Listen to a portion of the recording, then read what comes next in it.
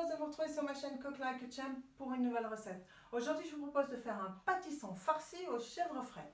On regarde les ingrédients et on fait la recette. Pour cette nouvelle recette, nous allons avoir besoin d'un beau pâtisson. Ici, il est magnifique. D'une tomate Green Zebra. Et oui, j'en ai encore trouvé. On est à la limite automne-été, mais j'en ai encore trouvé une. D'un petit peu de basilic, de cerfeuil, du sel, du poivre, des noisettes, des noix. Ici, ce sont des noix fraîches, de l'échalote et un petit fromage de chèvre frais. C'est parti, on fait la recette. Pendant que nous allons mettre notre superbe pâtisson à cuire dans de l'eau salée pendant environ 15-20 minutes, attention, l'eau doit bouillir, on va enlever les coquilles des noix et des noisettes. C'est parti. Voilà, l'eau bout à gros bouillon, c'est de l'eau salée. Vous y plongez votre pâtisson et on va le laisser environ un quart d'heure, pas plus. Comme mon pâtisson était tranquillement en train de flotter, afin que la cuisson puisse bien se faire, je l'ai bloqué avec des assiettes, comme cela. Vous pouvez le faire avec des assiettes ou avec un couvercle de casserole.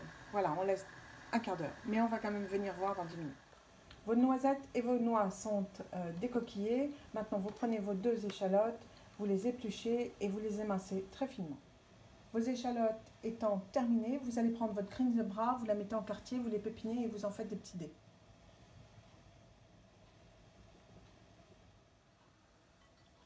Vos dés de tomates sont prêts. Maintenant, on retourne à la cuisson de notre pâtisson que l'on va stopper. Après avoir enlevé les assiettes qui me permettaient de garder mon pâtisson complètement immergé, je prends ce dernier et pour arrêter la cuisson, je le mets dans de l'eau glacée, avec des glaçons. Donc voilà, vous arrêtez tout de suite la cuisson en le mettant dans de l'eau glacée. Voilà. Une fois que votre pâtisson est refroidi, vous allez couper le bout afin qu'il puisse tenir tout droit. Et ici, on va ouvrir comme ceci, en rond, afin de pouvoir les vider. C'est parti. Une fois que votre assise est bien faite, vous voyez votre pâtisson tient bien droit, et bien vous prenez un petit couteau de fils et juste vous enlevez le petit chapeau. Pour pouvoir faire votre petit chapeau plus facilement, vous mettez bien votre couteau en biais et vous tournez bien autour. Comme ça, ça fera ceci à la fin. Donc maintenant, on évite notre pâtisson. C'est-à-dire qu'on enlève toutes les graines qui sont à l'intérieur. Une fois que vous avez bien évidé votre pâtisson, vous prenez un peu d'huile d'olive, hop, vous en mettez au milieu. N'oubliez pas d'en mettre un petit peu sur le couvercle, d'accord? Maintenant, on va assaisonner tout d'abord, on sale l'intérieur et le couvercle, et on va prendre le poivre et on assaisonne en poivre. Voilà, un peu de poivre à l'intérieur. Et maintenant, on va passer ce pâtisson au four pendant 10 minutes afin qu'il puisse finir la cuisson. Un petit peu d'huile d'olive sur le dessus et on enfourne à 180 pendant 10 minutes. C'est parti. 10 minutes au four, 180 degrés et ensuite on le fera refroidir à nouveau. Entre-temps, on fait la farce que l'on mettra à l'intérieur. Dans un saladier, vous y mettez vos noisettes que vous avez préalablement grossièrement hachées.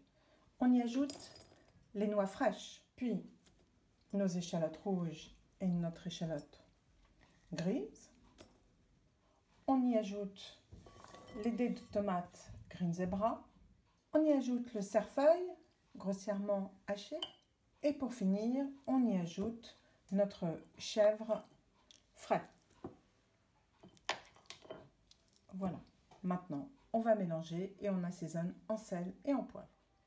Vous pouvez même rajouter à votre mélange, après avoir assaisonné, rajouter un tout petit peu, un petit filet d'huile d'olive, ça le donnera un tout petit peu plus d'onctuosité. Allez, je rajoute la valeur d'une cuillère, une cuillère et demie à café d'huile d'olive et je mélange. Rectifiez bien l'assaisonnement, hein, parce que ça dépend du chèvre que vous allez prendre, mais parfois il se peut que ce soit un petit peu fade. Donc même à la limite, on peut y rajouter un jus de citron si vous en avez. C'est ce que je vais faire.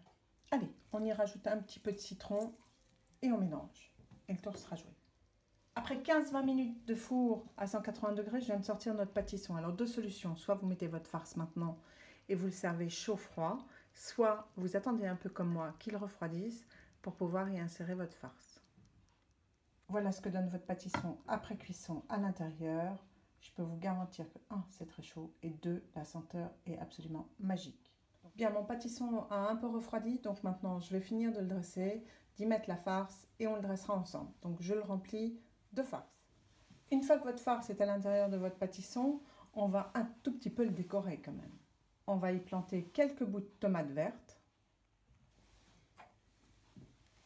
On peut y ajouter 1 ou 2 rouelles d'échalotes violettes. Y disposer quelques cerneaux de noix ou quelques morceaux de cerneaux de noix qui nous rappellera à l'intérieur de la farce. Comme ceci. Et y ajouter 1 ou 2 pluches de basilic, petit modèle. Et il ne nous restera plus qu'à le dresser sur un tapis de cerfeuil.